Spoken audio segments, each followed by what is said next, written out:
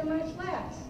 The flats are just there to separate the color areas. It's one layer that has all of the color separations on it.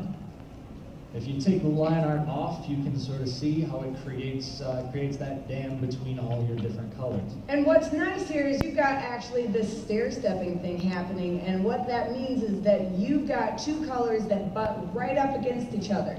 Because what we don't want is we don't want to have big gaps of white chunky space.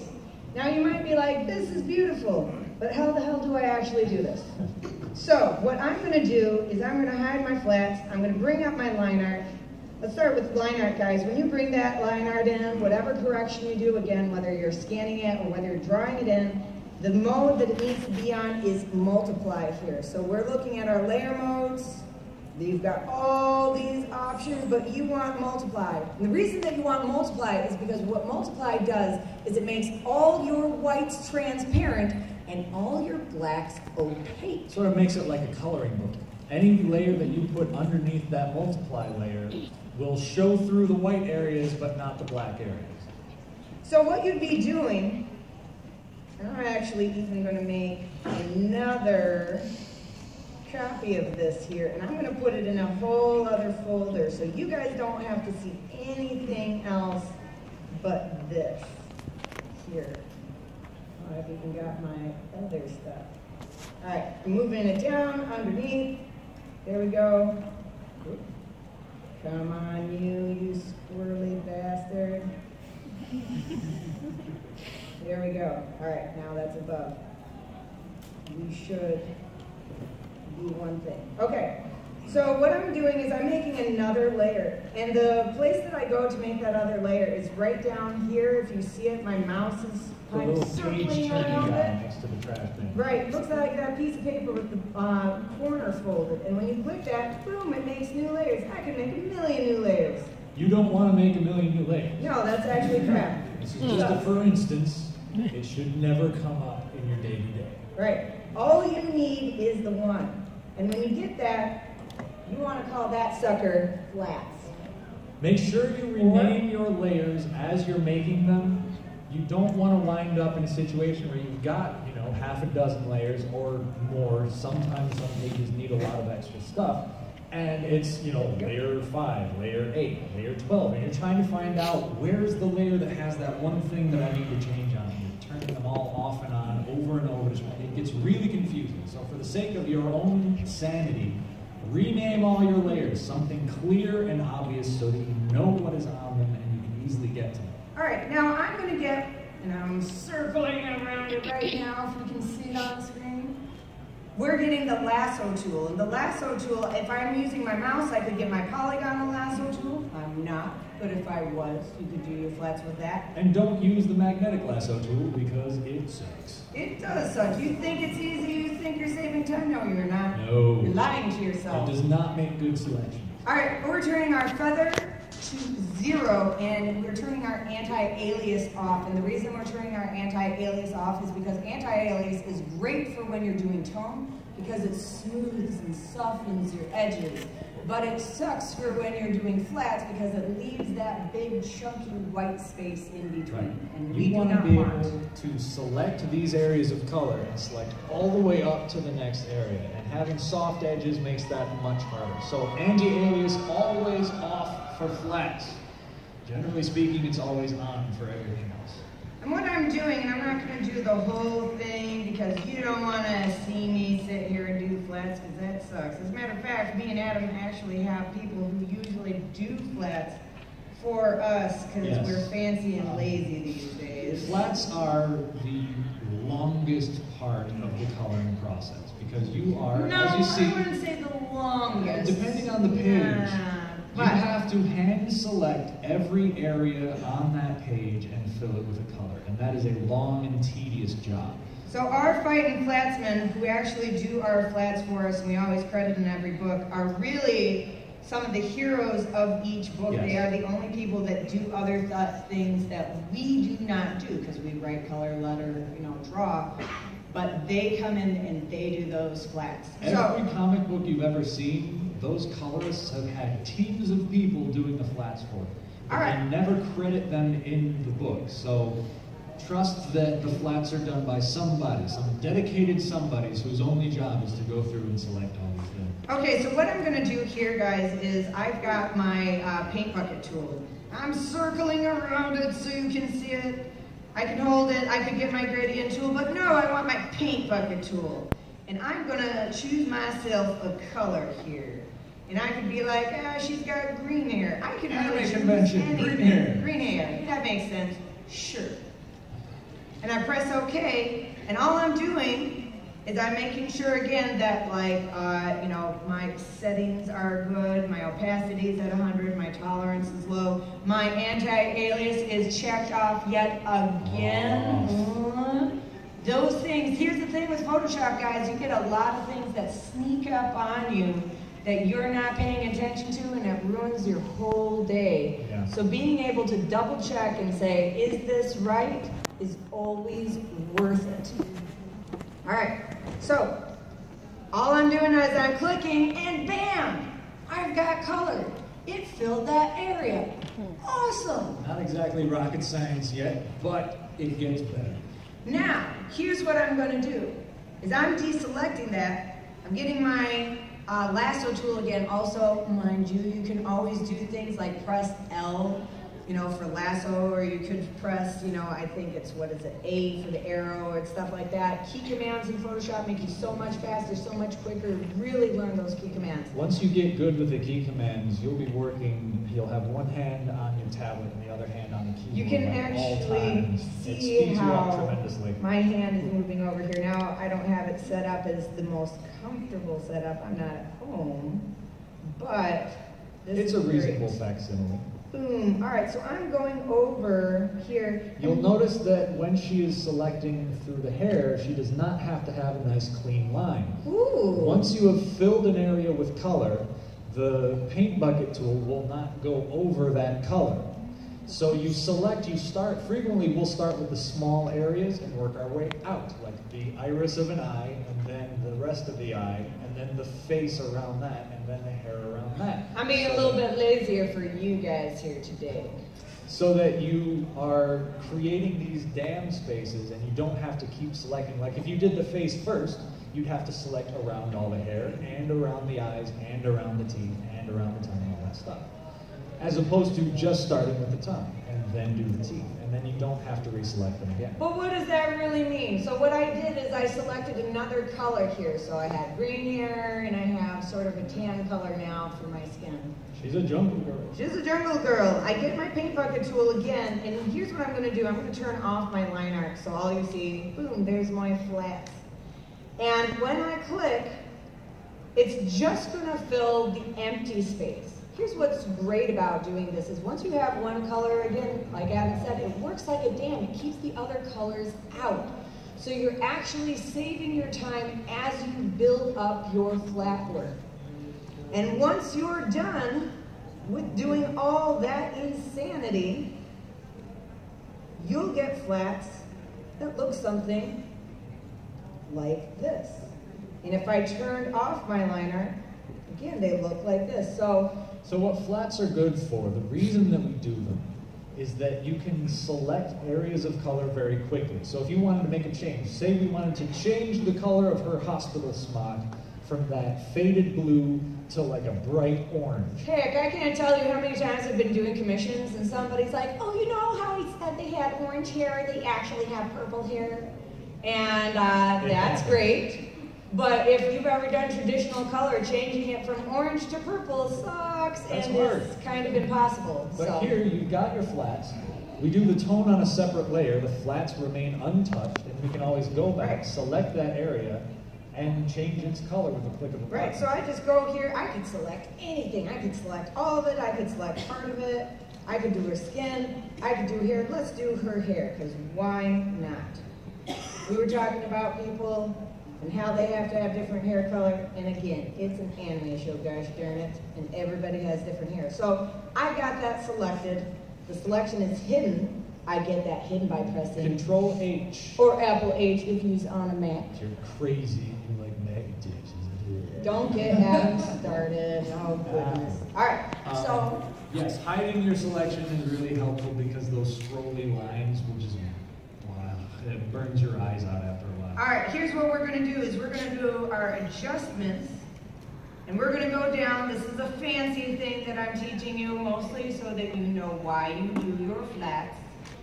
You're going to click hue and saturation. Hue saturation is one of the most used image adjustment tools in Photoshop. We're using it constantly. Almost every page we do, there is something that gets a hue saturation adjustment.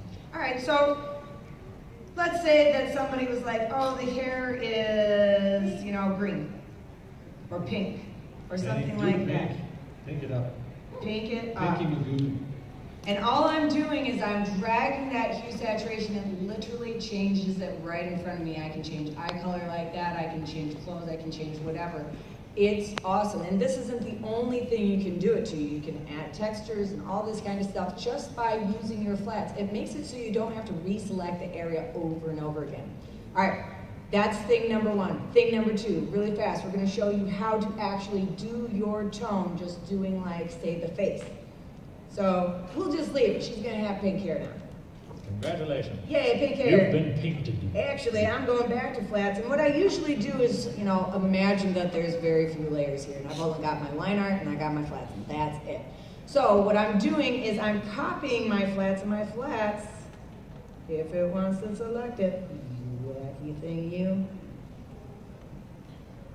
There we go. I select it, and I call that sucker tone. You can duplicate a layer by dragging it down onto the new layer button, and it just automatically makes a duplication of it. And you always want to do that because you want to keep your flats intact. You don't want to be coloring on them, because once you try and select something on your tone here, like, hey, I want to select this, it should be no problem. Oop, I'm on my wrong layer. I was trying to make a point and it sucked. Oh, now you can see why this stinks. So I'm trying to select this face. I'm trying to select the hair. See how it does, like, one little dot at a time? I can barely get anything. It's terrible. But if I was on my flats, it gets all of it, yep. Right? One layer does all the work for you, rather than having to divide it up into dozens of layers, rather than having to reselect every time you're doing something. One flats layer, whole job done. All right, I selected my skin here. I hid my selection. I'm going to my brush tool. I am getting my color picker up.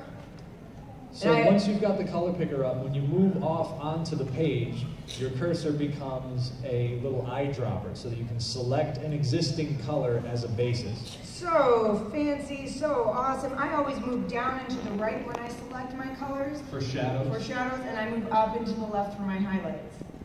So I press OK, I get my brush tool. I'm going to get something nice and soft to start with.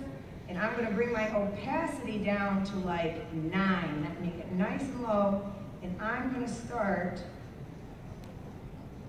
sorry, not my opacity, my flow. You don't want to lower your opacity. If you lower your opacity, then each stroke will be the same level. By flow, the longer you stroke, the darker it becomes. The reason that's important is if you want to build up an area of darkness, using opacity, you have to lift the pen, stroke again, lift the pen, stroke again. Pen, and you're filling up your history state with a dozen brush strokes.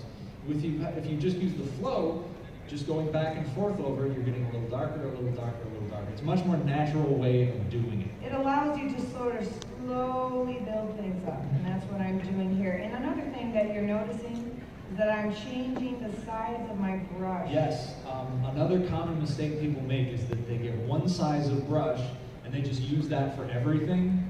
And it'll usually be a small brush, because a big brush is intimidating to people. They're like, oh, I can't do my little details with that. It's too big, it's going to cover everything. But when you use a small brush exclusively, you wind up with brush strokes all over everything. They look kind of smudgy, like a bad airbrush job. If you start with a big old brush, like way bigger than you could ever possibly want to use, and then use the bracket keys, the open and close bracket makes your brush larger or smaller on the fly, so you can manually adjust quickly, reduce the size, go into details, make it bigger again to do big strokes.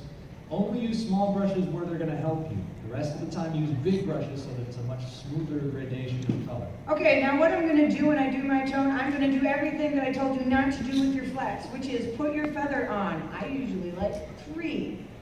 And I like to also make sure that my anti-alias is actually checked on because I want this to be smoother. Now, I show you guys what we do here because it's sort of in between really rendering things and it's in between cell shading. So you can take what we're doing here and sort of match it to doing rendering stuff and getting used to just painting things on, and match it to when you're just doing simple selection cell shading here. So I did a paint on for my shadows, but when I do my highlights, what I've got is my lasso tool again, and I'm actually going to select, my highlight areas on this page. We always like to start with shadows. We find that it's easiest if you pick mid-tone colors for your flats and then build up a shadow base on top of that because it gives you volume very quickly. It gives you a sense of the shape of the thing and where the light is coming from very quickly, very easily. And then you can select the highlights after that once you know where that light is coming from. The shadows do a much better job of giving you a sense of where your highlights are than it would be to do your highlights first and try and get a sense of where your shadows are. And you're always working darkest to lightest, really. So I made my selections. Again, we can see them here, but I'm hiding them because I hate seeing them. I'm getting my brush, and I'm selecting my mid-tone again, and I'm going up and to the left. And sometimes I like to add a little bit like of yellow or the warmer colors, like as I do it, just to feel like it's a bit more on the highlight area. Also, I'll look at sometimes whatever the color of the light is and try and add a little bit of that to the highlight or the shadow or whatever I'm painting in. And all I'm going to do is do just a little bit here for my highlights. Quick hits, really large brushes. You're not trying to fill that selection. Right, it doesn't need to be up till the edge here. No. I mean, it could be, but it doesn't have to be. That light little bit, you're holding it into the area. It doesn't have to be a lot. It's delicate. When you do this even for your other cell shading stuff, it doesn't have to always be hard edges. It can be delicate, but if it works for hard edges for your stuff, that's fine. What you're doing is you're taking this lesson here today and you're saying, how can it work for my stuff that I'm doing? What you generally don't want to do is just use a soft airbrush on everything. You can use sharper brushes or sharper selections to get a nice animated cell shaded look. But the only thing that a soft airbrush can do is make something look like a cheesy van painting in the 70s, you know? Like a velvet unicorn painting on the wall. It just looks bad. And that's one of the quickest ways to make color look amateur is just to be airbrushed on everything. Because that's not how things look. That's not how things work. Your face has a lot sharper edges than you think it does. And shadows will almost always have sharp edges to them, one place or another. Whatever is casting that shadow, it takes on that shape. Okay, so what I'm going to do is I'm going to move on to the next thing here, guys, the last thing in Photoshop before Adam takes it for Illustrator, and then we'll open it up for your questions. So what I am going to do is I'm going to add in some effects. Now you can see if I put on my line art and my background here and stuff like that. Look at all these effects. Yeah. I've even got an effect here for her butt. Yeah, she's using her telekinesis to keep her hospital gown closed for modesty's sake. Ha ha ha. Nobody, I mean really, you're already having a hard time. You're in the hospital. Do we really have to dress you so your butt hangs out all the time? So embarrassing. Please, leave some people with dignity. Alright, so what I'm going to do here is I'm going to make a whole nother layer for the highlight. So I hit my new layer, I got layer 10, I'm going to give it a name, and I'm going to say glowing eyes. Frequently with effects you can do multiple things on any given layer. But for the sake of this, we're just going to focus on one thing. That's right. All special effects, they are very different, they require different things, but in terms of Photoshop, you create them, most of them, almost identically. You start by setting up a new layer and turning its mode to screen. Yep, and that's what we're going to do, but I'm not going to turn it to screen yet because I want you guys to see what happens here. So I'm going to actually fill this with black to start. So I get black, I can sort of, I got this actually awesome thing here, where I just hit it and automatically goes to black and white for my foreground and And it background needs color. to be pure black. It can't be like a slightly 100%. coloring black, slightly bluish black. It needs to be pure black. Midnight black. I get my paint bucket tool, I click, I fill it, bam, black. Oh no, I ruined my picture. I haven't. What I do is I hit my normal, I go on down to screen, and screen is the exact opposite of multiply, whereas multiply made all my whites transparent, my blacks opaque. This makes my blacks transparent and my whites opaque. It works sort of like a green screen in the movies, except instead of the green being the color that's blocked out, black is the color that's blocked out. All right, I'm going to switch my colors here, so instead of painting with black, I'm painting with white. And you always paint with white when you're setting up your effects on a screen layer. The first thing you do, whether it's lightning bolts or fire or, you know, laser vision or telekinetic, whatever. Devil eyes, like I'm about to do. Evil devil eyes, whatever you Devil want to do, eyes. you always start with white. And there is a reason, we'll get to that momentarily. All right, so what I'm doing is I'm sort of building a core and I am making some glowy eye. Watch the way her brush is just bigger, bigger, bigger, smaller, smaller. She's building that color up. So much glowy eyes, oh my gosh. We can kind of see this, I might bring glowy eyes down a little bit, but remember when I went to human saturation before? I'm gonna do that again. And I'm gonna go to image, I'm gonna go to adjustments like I did before, and I'm gonna go hue saturation, but I'm gonna make one little change, and that one little change is one little box that is easily missed, but very important.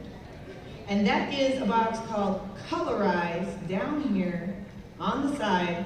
And what that's going to do is it's going to allow this white to start taking on a color. So let's pick a random color. I'm going to bring my saturation way up. And I can make these eyes any awesome color I want.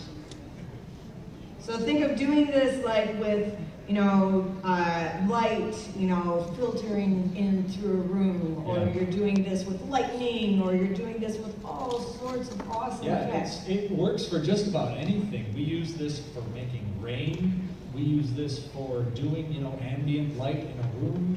We use this for all kinds of different effects. Anytime you need something that has a bit of a glowing effect or a bit of a you know, fade over top things.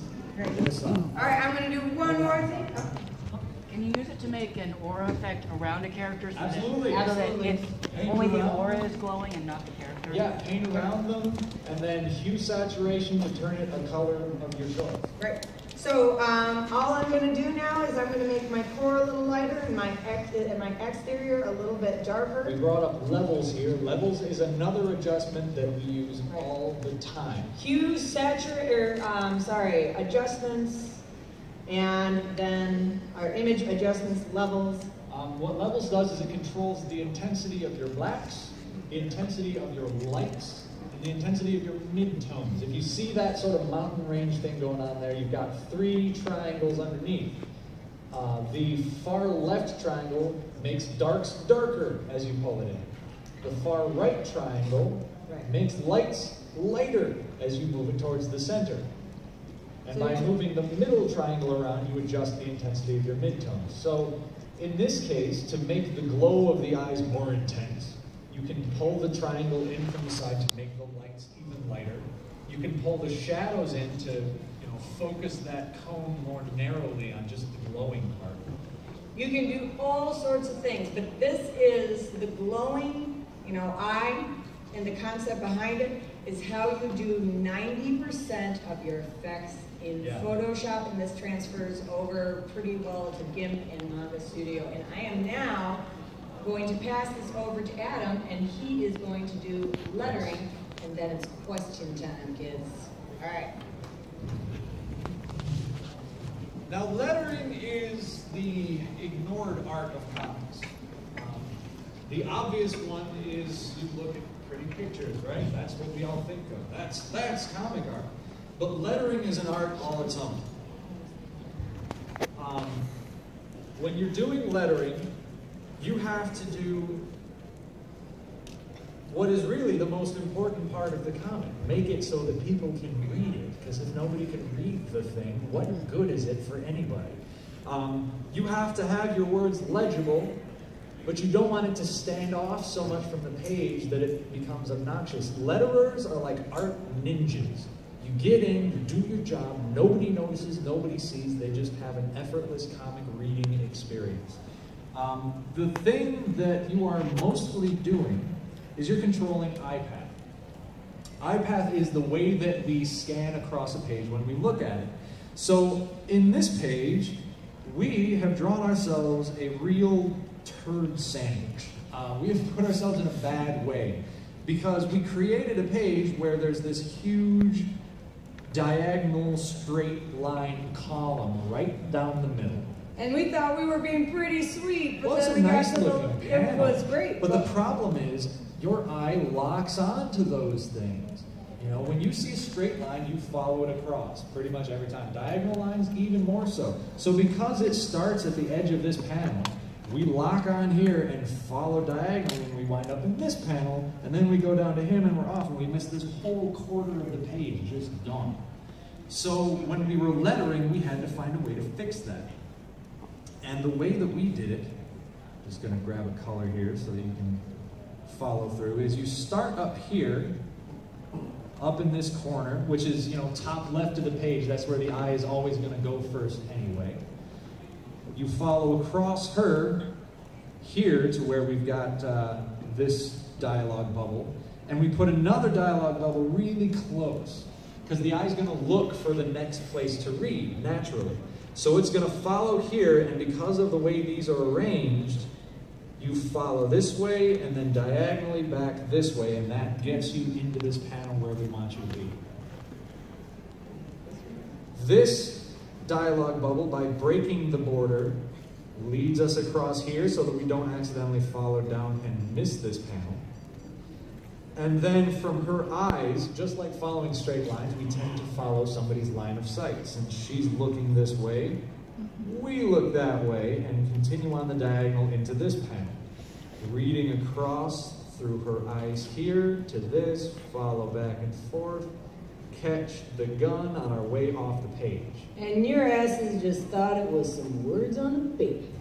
So that's what lettering does. That's what good lettering does. It takes a page that's got a big art problem and makes sure that you're still going to catch everything, still going to read everything and follow the story.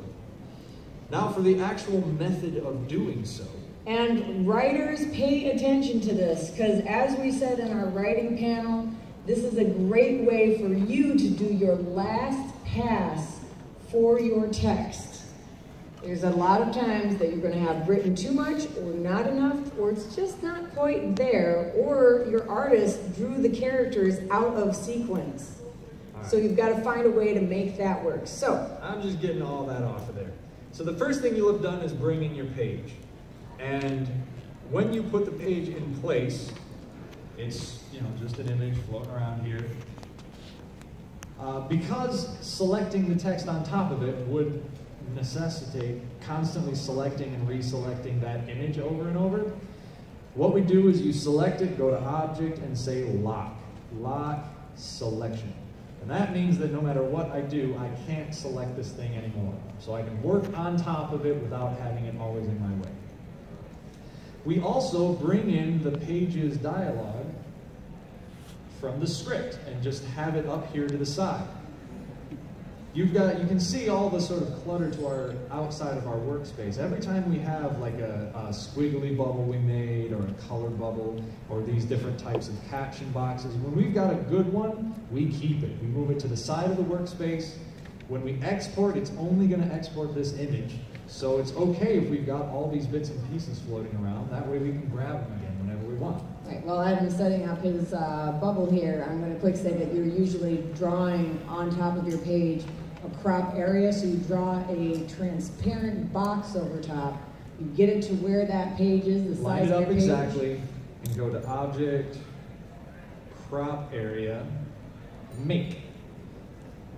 And that gives you a crop area so that anything outside of this, when you export it, it will only export what is in that area, not what's outside.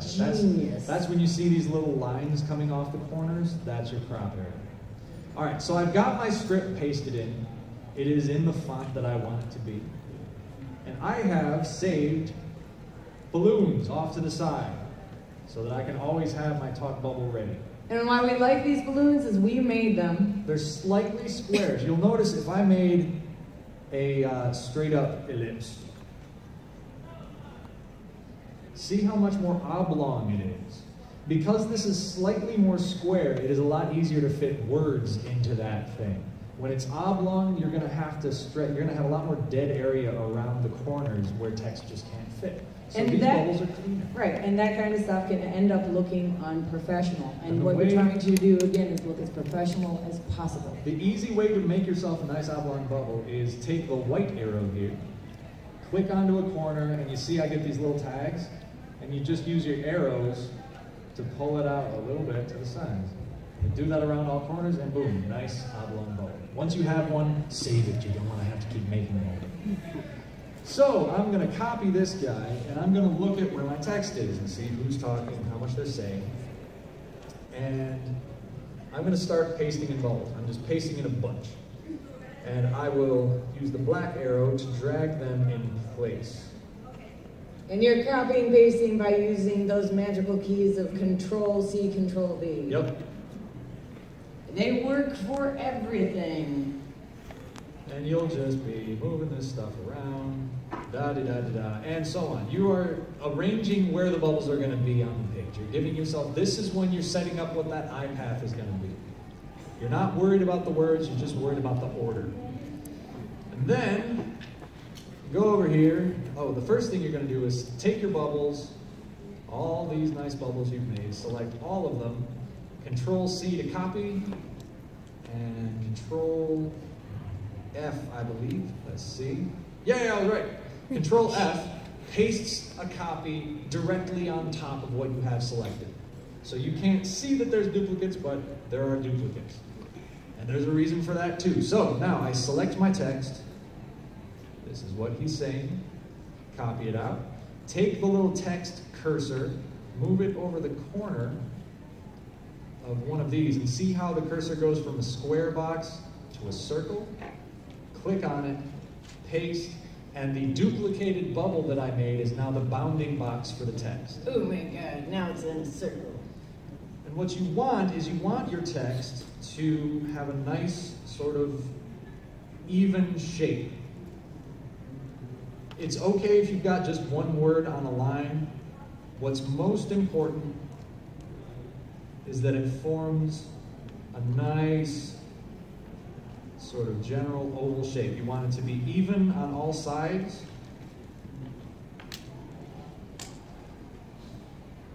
Tight, but not too tight. And there, nice little word bubble. To create the tail for it, take your pen tool here. Let's move this. The nice thing about Illustrator is... Let's see here, rainbow, I think 514. Okay. I'm pretty sure that's it. Let's see if I'm right. Tra-la-la, has to come out. No, that's atmospheric perspective. Still 5. Yep. 21. 21. Ready. Color overlay is coming, I promise.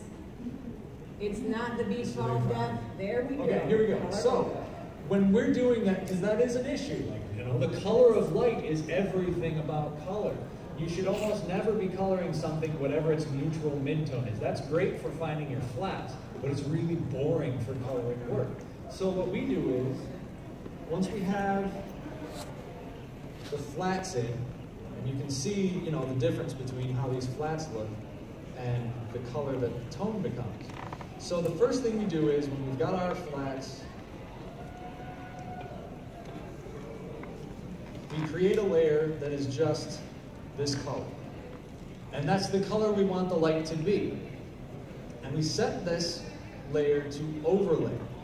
And what an overlay layer does is it applies whatever color is in it to everything underneath it. basically it's tinting everything underneath. It's not changing the color completely, but it's adding a bit of a tint of that general overlay. So you can see the difference between this color and with the overlay. Why don't you turn on the line art so people can see it with the line Yeah, art? that's what I No need to do it this weekend. Overlay on, overlay off. You can actually, if you do a hue saturation on the overlay, get it different. That's true. Yeah, so let's say we wanted a different color. You change the color of your overlay, and it changes. This now becomes sort of a night scene. Or we can take it more saturated, less saturated, whatever. It is changing the color of the overall page. Now, this might not be enough. And oftentimes, really, when I know I'm going to do a lot of color, what I do is I just color it sort of straight up, like, you know, toned by whatever colors are there. I say, here's the light areas, here's the dark areas. And then I go over it and I make another layer that is a color overlay unto itself. Yes, and if you look at this, this actually has different areas of color for different colors. So the shadows get this violet type color overlay, and the highlights get this slightly dull, slightly goldish thing. And it's done even with this leafy pattern, so you get the light coming through the trees on them. So here it is without, and here it is with. Doing a color overlay really helps build the feeling of what's happening, you know, on that page. It sets mood, it sets tone, and again, you can do it where you're just doing that regular tone. You're not having to change other wacky colors for the light or, you know, for the dark. You just do it on another layer, and it makes it easy to edit, and that's what I like most about doing color overlays. And really quickly, like for 1 second, just to show again the versatility of a screen layer. Here, we've used it just to put the lights in the eyes. It's just a screen layer again, painting in the reflections. But because we did it on a screen layer, it gives it a much more reflective feel than just painting in a white. We have time, we have 3 minutes, we have time for one more question here. Let's take right here. Generally, my project is a lot of very, very solid brushes. It's a combination between hard American inking and cell shading for anime. Mm-hmm. Yes. But I wanted to make it a little more complex. Would I be able to do a kind of, almost like a lighter integrating of what you guys are doing with the softer brushes, so like highlights? Absolutely. Absolutely, yeah. You would still be using the same approach, you just use different Photoshop brushes to do it. Different brushes, that's like the meat and potatoes of Photoshop. When you're doing color in Photoshop, it is all about the brushes you use. And you can find some amazing brush packs. We actually like very much Kyle brushes. Oh yes, Kyle Webster. If you have ever, look up Kyle Webster Photoshop brushes. He specializes in making brushes that recreate physical traditional media, that do not look anything like digital media. His watercolor stuff looks amazing. His ink stuff is fantastic. All of our digital drawing we've been doing with his ink brushes, they look great. And they're really cheap. You can get like tons and tons and tons of brushes for like $7. So, excellent stuff. Kyle brushes. Now the point is here, and I'm sort of going to end on this because we're going to run out of time. The point is all the stuff that we showed here, this is just the beginning. What you guys are trying to do is take these kernels of information and find a way to make them your own. We didn't get to everything today. We can't do all we do. We do have a whole lettering and color section in our how-to book that we have. I think we have like 4 copies. We do have a handful remaining at our booth. They're selling out really fast. Right. Otherwise, you know, to the internet to go. If you have questions, we are in Artist Alley. Right. Come ask us, and we'd love to talk. Right. We're right by Copic Marker, and yeah, look for the giant Copic sign up in the sky. And tomorrow we are running one last panel, actually, with a group of people, and I believe it is called "Make Your Passion Your Job." And it's tomorrow morning. It's early, but it's worth it. 10 o'clock tomorrow. It's us. We're up here with a couple of amazing voice actors who've done work for Naruto, Ben 10, Persona. Excellent voice actors, some animators who've worked with Nickelodeon, and we're all just talking about taking these creative things we love to do and making it your career. And how you do that. You guys have been really awesome this weekend. Again, find us in Artist Alley. Ask us more questions right there.